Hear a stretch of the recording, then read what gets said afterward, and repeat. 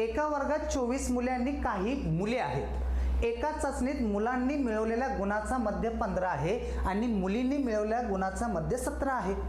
तर जर एकूण सरासरी 15.8 असेल तर वर्गातील एकूण विद्यार्थ्यांची संख्या किती? याला काय करायचं? ॲलिगेशन मेथड वापरायची। इथं लिहिलं मुलं आणि इथं काय लिहिलं? मुली।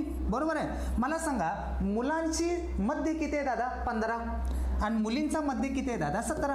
बरोबर आहे। आणि पूर्ण वर्गाचा मध्य किती आहे दादा? 15.8। बरोबर आहे का? ओके। ॲलिगेशन म्हणजे काय? ही संख्या एका संख्येपेक्षा मोठी असली पाहिजे आणि दुसऱ्या संख्येपेक्षा लहान असली पाहिजे। इथं क्रॉस मारा दादा। 15.8 मधनं 15 गेले, किती राहिलं? 0.8 राहिलं। 17 मधनं 15.8 गेलं दादा, किती राहिलं? 1.2 राहिलं। बस यांचं गुणोत्तर घ्या। इथं पॉईंट नंतर एक घर आहे, इथं पॉईंट नंतर एक घर आहे। 4 त्रिकोण 12, 4 दुनी 8। म्हणजे मुलांची संख्या किती आहे? 3। मुलींची किती आहे? 2। इथं मुलांची संख्या किती दिली? 24। इथे किती आहे? 3 ची किंमत 24 आली, तर एकाची किंमत किती आली? 3 8 24 आली।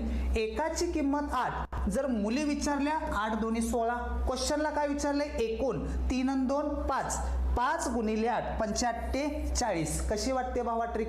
सांग बरं जरा।